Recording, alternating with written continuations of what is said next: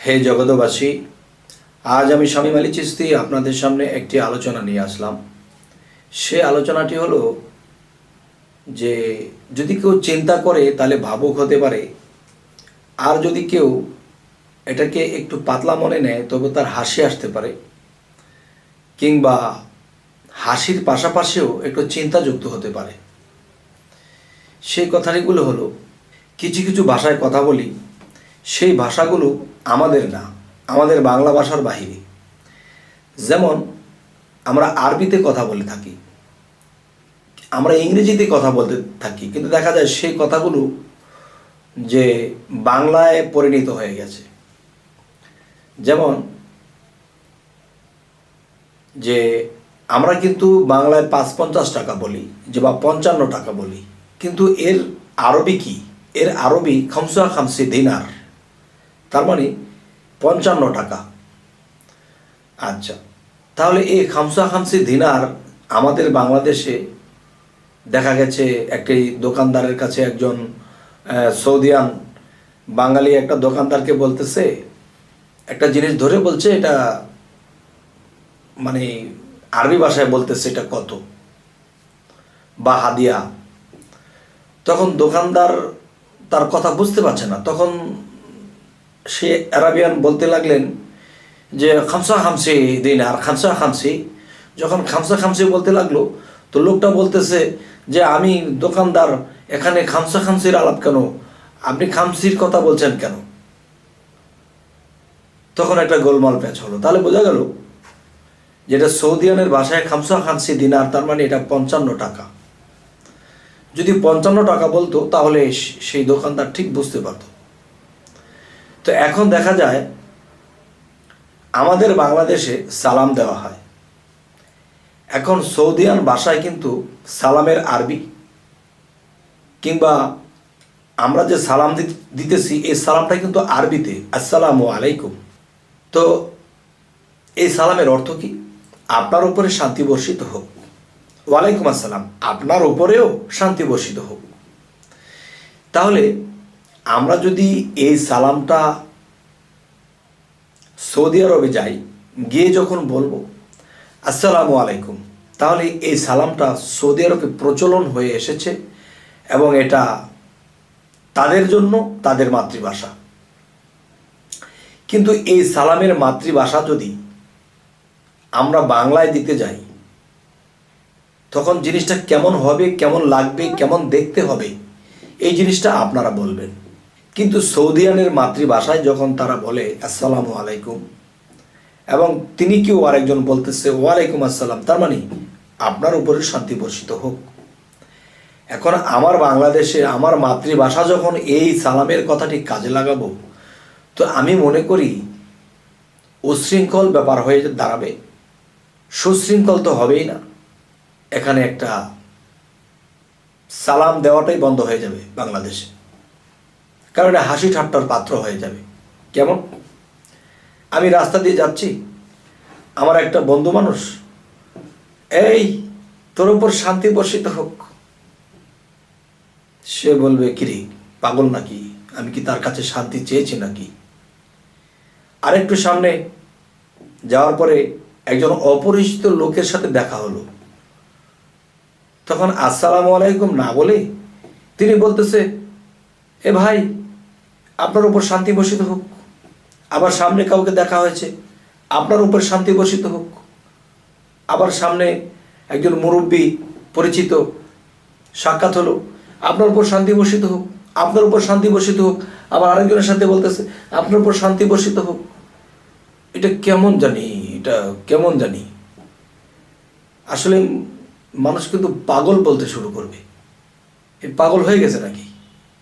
কিন্তু যাকে বলতেছি আপনার উপরে শান্তি বর্ষিত হোক, তিনি কিন্তু আমাকে ওয়ালাইকুম সালাম এর বদলে তারা কিন্তু আমাকে বলছে না যে হ্যাঁ আপনার উপরেও শান্তি বর্ষিত হোক। সালামের ব্যাগ রিটার্নে সে আমাকে ফেরত দিল ওয়ালাইকুম সালাম, কিন্তু আমি যখন তাদেরকে বলতে শুরু করলাম আপনার উপরে শান্তি বর্ষিত হোক, কিন্তু তারা তো চেয়ে আছে, কিন্তু তারা তো সালামের জবাব দিচ্ছে না, কিংবা বলছে না যে আপনার উপরেও শান্তি বর্ষিত হোক।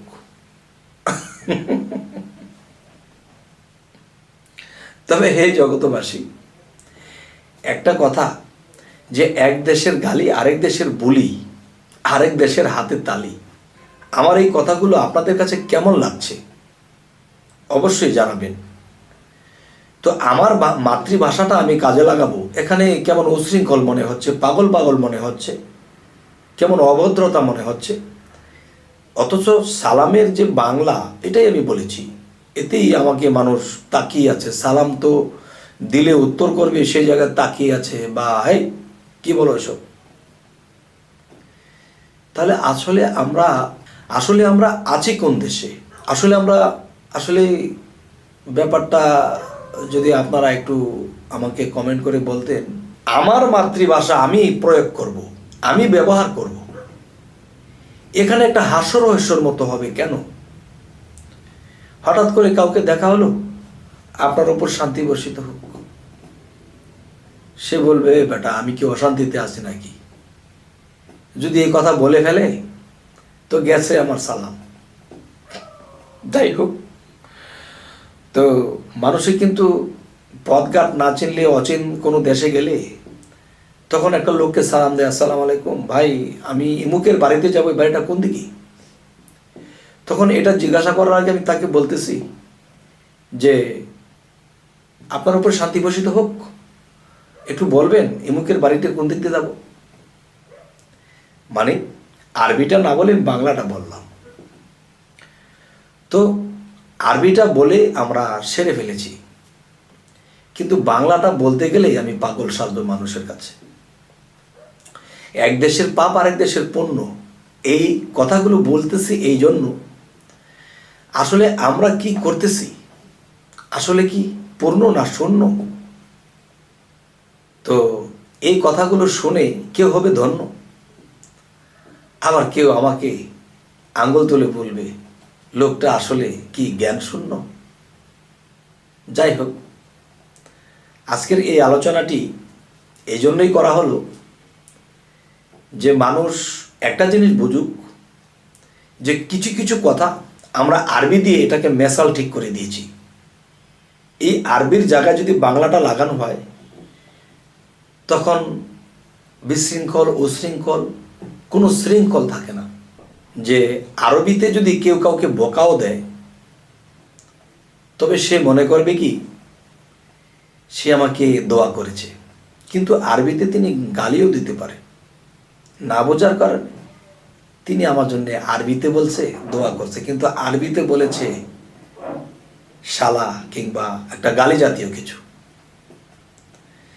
তাহলে দেখবেন ছোটবেলায় যখন ওয়াজ শুনতে যাইতাম, মাওলানা সাহেব ওয়াজ করতেন, কি সুন্দর লাগতো, ভালো ভালো কথা বলতো, কিন্তু এখন তো সেই ভালো কথা শুনতে পাই না। তো একটি ওয়াজের মধ্যে বলতেছে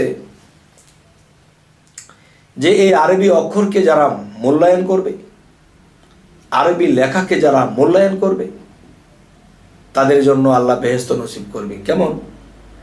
দেখা গেছে রাস্তায় যখন মানুষ চলাফেরা করে, রাস্তার মধ্যে একটা কাগজের টুকরাটার মধ্যে আরবি লেখা আছে, বা কোরআনের একটা পৃষ্ঠা বা একটা ছোট কাগজ ছিঁড়ে আরবি লেখাটা পড়ে আছে, এটাকে যদি কেউ নিয়ে উপরে তুলে রাখে বা সযত্নে রেখে দেয়, তাহলে আল্লাহ বলবে যে সে আরবি লেখাটাকে কত মূল্যায়ন করেছে, মূল্যায়ন করে এই কাগজটা কি যত্ন করে রেখেছে, তাকেও আমি বেহেশতের মধ্যে যত্ন করে রাখবো। এরকম ওয়াজ শুনতাম। কিন্তু দেখা গেল কোনো একদিন রাস্তা থেকে আমি একটা সাদা কাগজের মধ্যে দেখলাম যে কোরআনের আয়াতগুলো লেখা। এই আয়াতগুলো দেখে আমি বললাম, রে ওয়াজের মধ্যে তো বলেছে এই আয়াতগুলো তুলে রাখতে হবে। তখন এই আয়াতগুলো এত সুন্দর করে হাতে লিখে রেখেছে যে কোরআন শরীফের মতন স্পষ্ট দেখা যাচ্ছে। তখন আমি বললাম এই আরবি লেখার কাগজটি আমি সযত্নে উপরে তুলে রাখব। তখন একদিন চলার পথে একজন মাওলানা সাহেবের সাথে আমার সাক্ষাৎ হলো। তখন যে বললাম এই যে একটা কোরআন আয়াত, কোরআনের কি সুন্দর অক্ষর লেখা, আয়াত না কিন্তু কোরআনের লেখাগুলো হাতের। তখন এই পৃষ্ঠাটা পেয়েছি, আমি সযত্নে উপরে নিয়ে রাখবো। তখন মাওলানা সাহেব আরবিটি যখন পড়লেন তখন তিনি বললেন যে না, এটা উপরে রাখতে হবে না, এটা ফেলে দেন, ছিঁড়ে ফেলে দেন। কেন কোরআনের আয়াত ছিঁড়ে ফেলে দেবো কেন? তখন বলল, দেখেন, একজন আরবিয়ান আরেকজন আরবিয়ানের কাছে যদি কোনো চিঠি লেখে আর চিঠির মধ্যে রাগান্বিত হয়ে যে কিছু ভাষা প্রয়োগ করেছে, গালাগাল দেওয়া আছে, এই কাগজের মধ্যে আরবিতে গালাগাল দেওয়া আছে। এখন আরবি অক্ষরকে আমি মূল্য দিয়েছি, কিন্তু এই অক্ষর দ্বারা কিন্তু গালাগাল লেখাও আছে। এই গালাগালকে আপনি উপরে তুলে ধরবেন? তাহলে বাবা আমি বুঝি না। যদি বুঝতাম তাহলে আর উপরে তোলার চিন্তা করতাম না। তাহলে আমরা যদি বাংলায় একজনকে গালাগাল দিই, চিঠি লিখি, তাহলে আমারটা আমি বুঝতেছি, আরবিতে লিখেছে বলে বুঝি না। তো এই জন্য বলবো যে সালামটা আমরা আরবিতে দেই খুব সম্মান। যদি বাংলায় দিতে শুরু করি তো মানুষ আমাকে অসম্মান তো করবে, আমাকে পাগল বলবে যে আপনার উপরে শান্তি বর্ষিত হোক, যার সাথে সাক্ষাৎ হচ্ছে আপনার উপর শান্তি বর্ষিত হোক, আপনার উপর শান্তি বর্ষিত হোক। তো বলবে এই লোকটা আসলে গেছে, মাথা গেছে, পাগল হয়ে গেছে। তাবলিগ করতে করতে সালাম আরবিটা ভইলে এখন বাংলায় শুরু করছে, এ পাগল হয়ে গেছে। কিন্তু আরবি কথাটারে বাংলা বলাতে আমি পাগল সাজলাম মানুষের কাছে। আসলে কিন্তু সেটাই আমার মাতৃভাষা। তবে আপনাদের কাছে যে আমার আশা, আমি এই কথার মধ্যে যে প্রয়োগ করেছি আপনাদের কাছে কিছু ভাষা, তো আপনারা অবশ্যই কমেন্ট করুন যে আসলে এই কথাগুলো আপনাদের কেমন লাগলো। তবে আজ এ বলে রাখবো, তবে আমাদের এই চ্যানেলের আলোচনা যদি আপনাদের ভালো লাগে তো অবশ্যই সাবস্ক্রাইব করে রাখুন। পরবর্তীতে আমাদের ভালো ভালো ভিডিওগুলো আপনাদের কাছে পৌঁছে যাবে। তবে আজ এ বলেই রাখবো, সকলেই ভালো থাকবেন। আল্লাহ হাফিজ।